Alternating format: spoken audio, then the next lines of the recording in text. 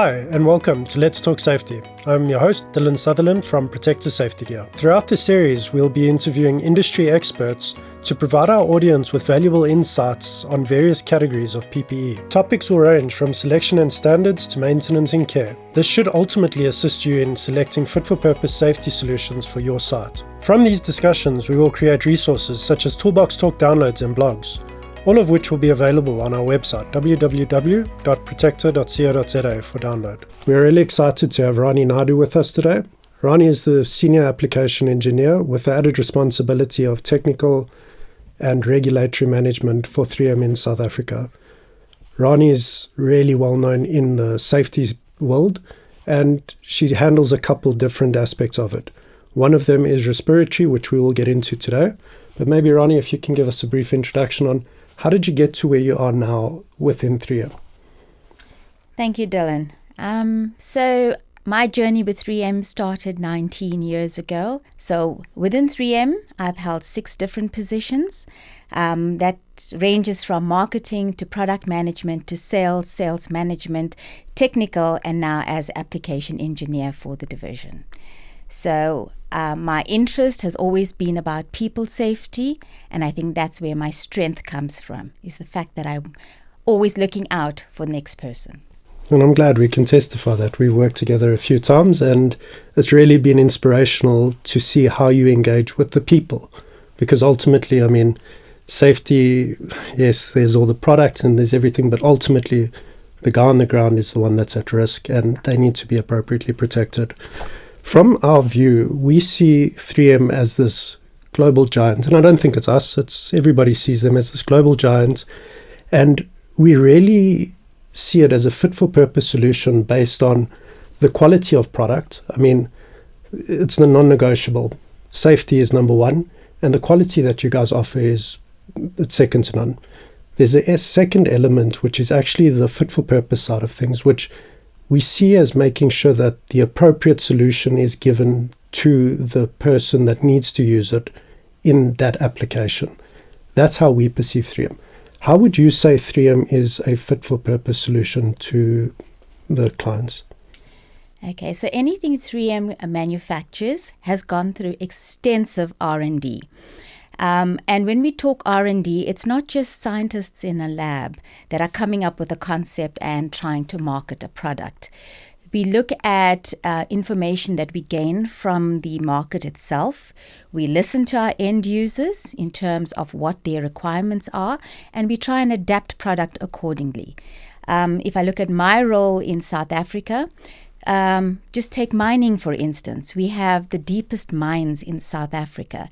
So my experience with working with people in underground shafts in our deep mines is then conveyed to my team and to our R&D and science labs, and taking what information I give them, they will then work on a product for that. So it's not just a market introduction of a product, but we take to heart what we learn from the industry and from our end users. And that's obviously getting into the mine. I mean, I'm pretty sure you've been down plenty of shafts and made sure that you actually understand what these people are, what the risk is, right? It's not just we sit in the office and we think, well, they're going underground, so maybe this is a risk. You guys get into that mine, right? 100%. So I always tell people that I have the most exciting job ever, because like today, I'm sitting here doing this podcast, but tomorrow I could be at a university lecturing, or I could be underground in that mine. And I will never recommend a product for you to use if I haven't experienced it or tested it myself in that situation. So yes, before I actually recommend a product to a person, I make sure I visit that mine. I will spend time underground. I will work a full shift with the employee there just to understand what he's experiencing throughout the day so that I can recommend the correct product. In my opinion, something happened around 2019 where there was that lawsuit, that civil lawsuit that actually came to fruition around 2019. That, I think, started shining a bit of a light on safety equipment isn't for right now.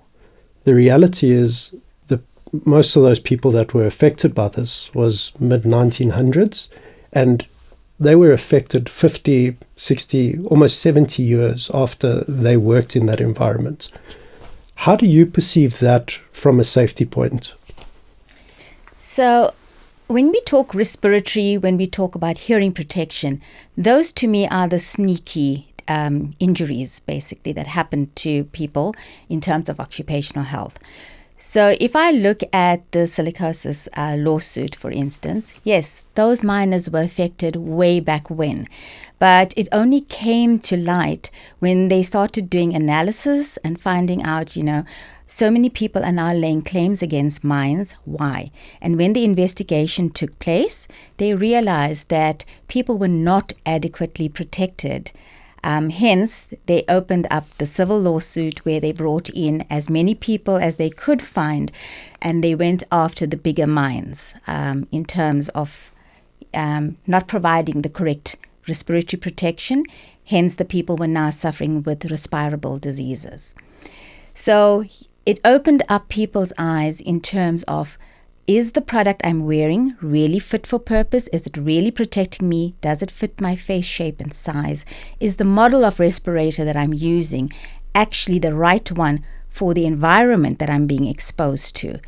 So when this lawsuit came about, people started to sit up and take notice that you can't just buy something based on a price or because of what I perceive would be the right product, but you need to have it fit for purpose.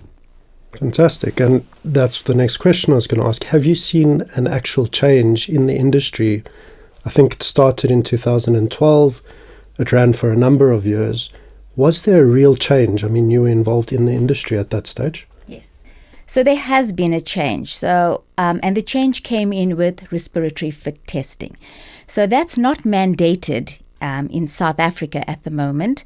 So it's not a requirement. There's no legislation around it, which is something I'm working to change. But the idea is to actually fit test a person to make sure that the respirator they're going to be using is correct for them. So a lot of the multinationals and bigger corporations are now implementing fit testing. And while it's not mandated as a country law, they are putting it into their standard operating procedures as part of their respiratory programs. So with this particular incident, was the fit incorrect or was it the product which was incorrect? Combination of both, actually. An apple is not always an apple when you just look at it visually. There's a lot of nuances that you got to consider when you purchase. So that is one of the issues, in that they were purchasing substandard products because it kind of looked like the product they were initially asked to get.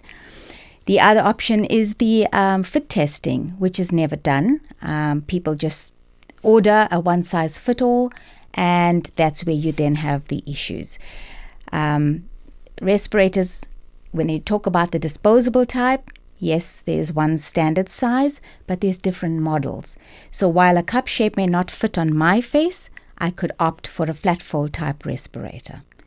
So it is a combination of both.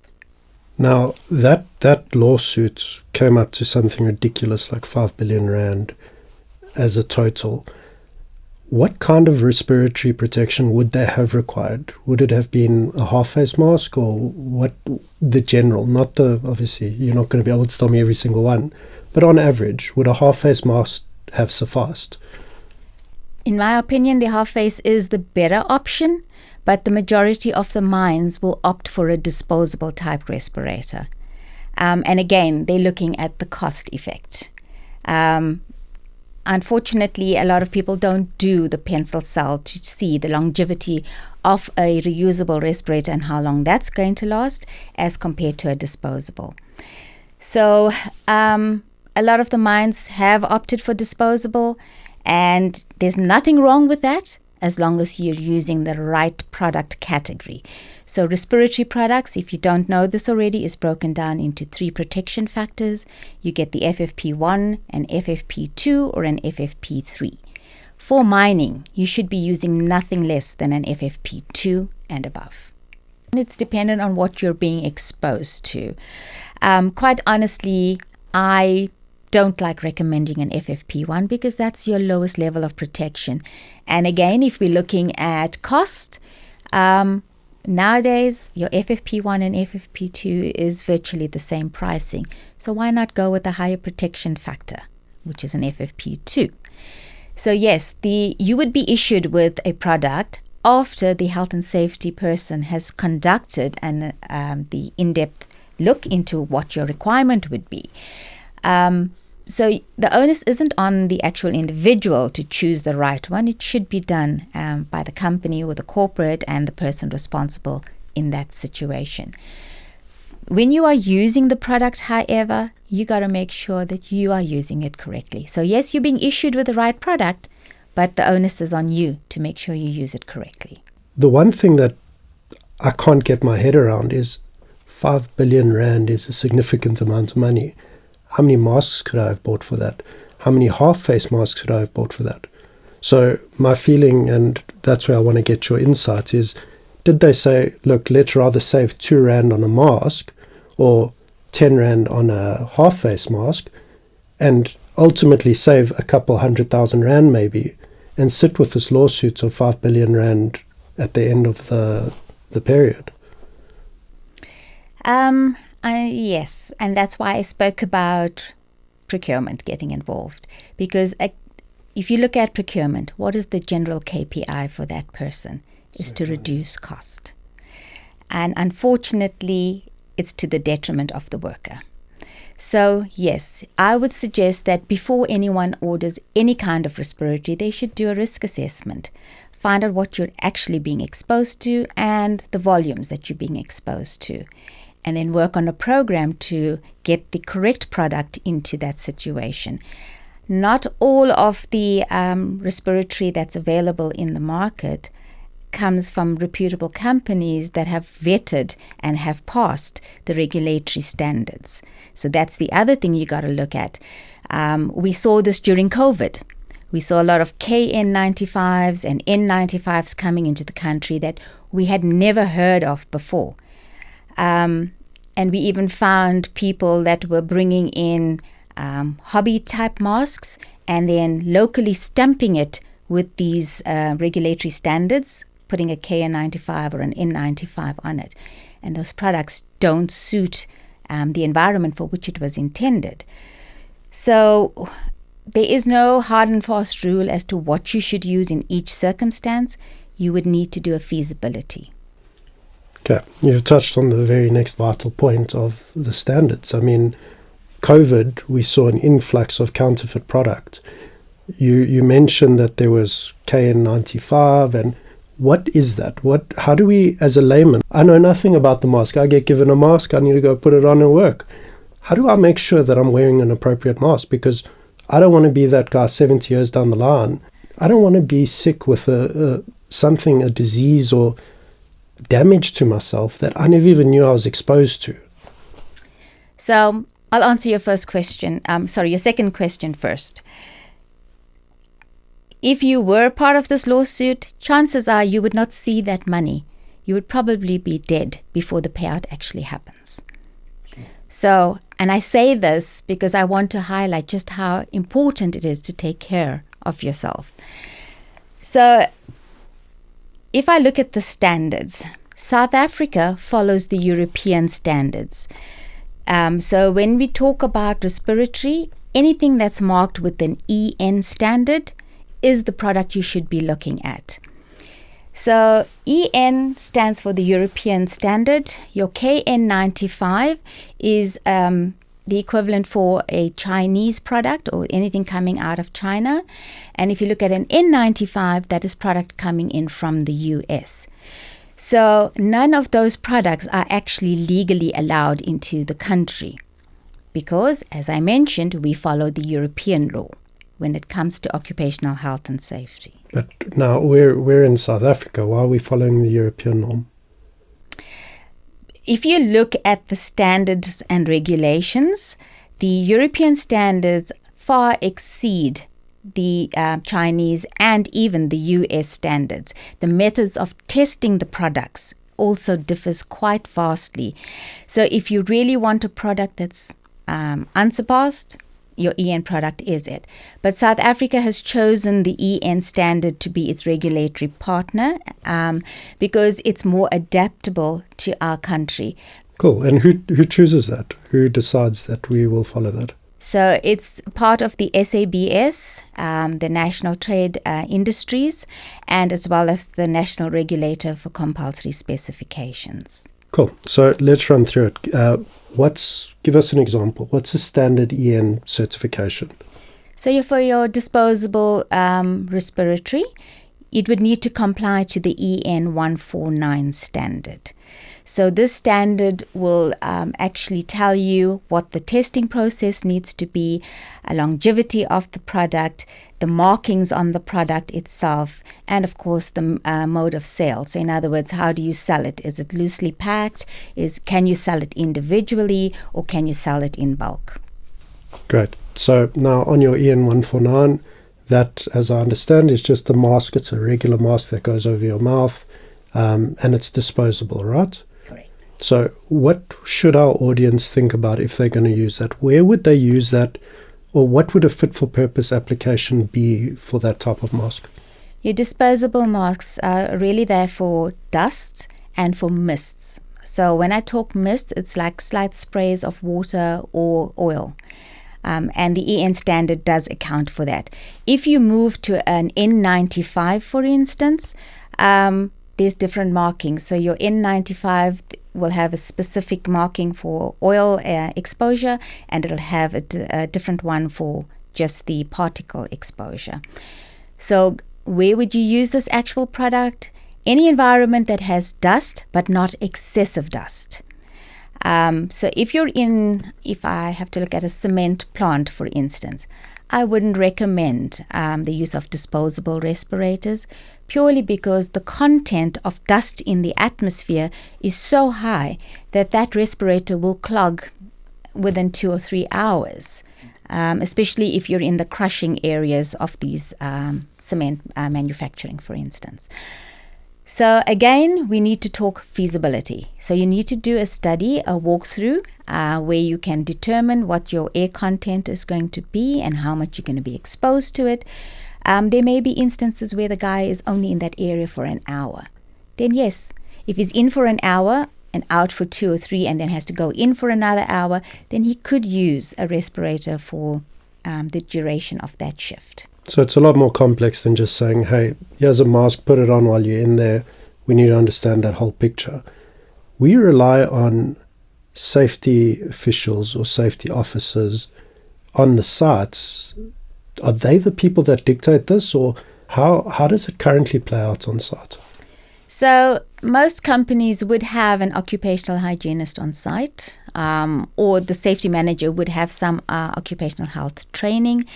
But I would prefer that companies get in an AIA, an Authorized Inspection Authority, to come and do a site assessment, because they will monitor the air quality in the atmosphere as well as on the person, so that they can get a better understanding of how much is actually being the person's being exposed to. I think that's a really important point. My personal opinion is the safety officer, I just have to worry about fall protection. That's my background. I can study it. I can understand it. As a safety officer, you need to think about the helmet, the respiratory, the eye protection, the hand. It's crazy. It's too much.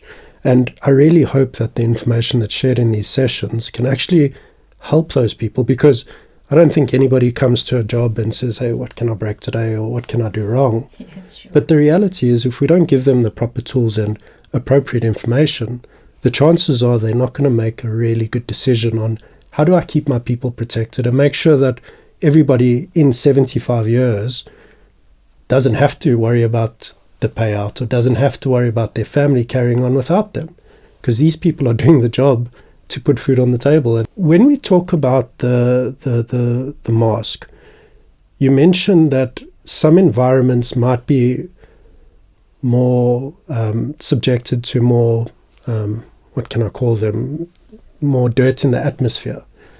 Would that have an effect on the mask or the lifespan of that mask?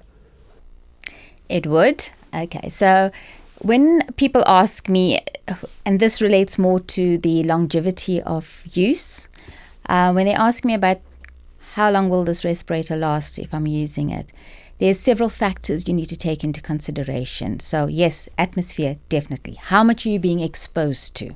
Okay. Then it's time related. How much of time are you spending in that environment? Then we look at other atmospheric issues like atmospheric pressure, what's the humidity in that area, because humidity will add to the clogging effect of a respirator. So there's several factors, including what the person's doing. So is it heavy manual labor, for instance? Because if I am doing something that's heavy manual labor, then I'm going to be breathing a lot harder and heavier, which means I'm going to be drawing more breaths through the respirator. If I'm just sitting at a work desk and just doing some static work, then I'm not going to be breathing as heavy, so I'm not going to be drawing as many breaths or such heavy breaths that's going to pull contaminant into the respirator. So besides the person, also you need to understand, is that person moving between departments? So maybe in one area it's just dust, but he needs to move from here to the next one to leave something in a lab. Maybe there's chemical exposure there. So what effect is that chemical going to have on his dust respirator? Is he wearing the right respirator for that? So there's several factors you need to consider if you're going to talk about how long will a respirator last. Let's get to a bit more of a fun story. Have there been any interesting misconceptions or myths that you've experienced when dealing with respiratory protection on sites? Absolutely. So one of the myths that's always given to me when I visit mine sites especially with the older workers, it's a case of, I don't need a respirator. My boss gives me a liter of milk a day. Because there's this fallacy out there, especially amongst the mining community, that if they drink a liter of milk a day, it'll clear their lungs. So this happened to me in a presentation, and even the foreman stood up and said, yeah, we get our milk, we good. And the simple question I will then ask is, when you eat or drink anything, which organ in your body gets involved? It's your kidneys. When you are breathing, which organ? It's your lungs. These two organs don't speak to each other. So how is drinking milk going to clear your lungs when it's going straight through to your kidney? So those are things that we encounter quite often, where people have this idea that doing something that's been done previously, maybe by their parents or grandparents that worked in mines, will help them through. That's hugely valuable. I mean, at the end of the day, we experience that, I think, across the safety industry. The common answer is, well, nothing's gone wrong yet. And if we can use the lawsuit, I mean, 75 years down the line, you don't want to have to figure it out 75 years after all that damage. Thank you for joining us, and I hope this episode added value to you. If you are experiencing any safety challenges on your sites and require any additional information, please do leave us a message on LinkedIn via Protector Safety Gears page, or alternatively follow the link below and share a message with us, because maybe it can create value or a valuable conversation for future episodes. Be sure to also follow us on LinkedIn. There will be some valuable information shared from today's discussion.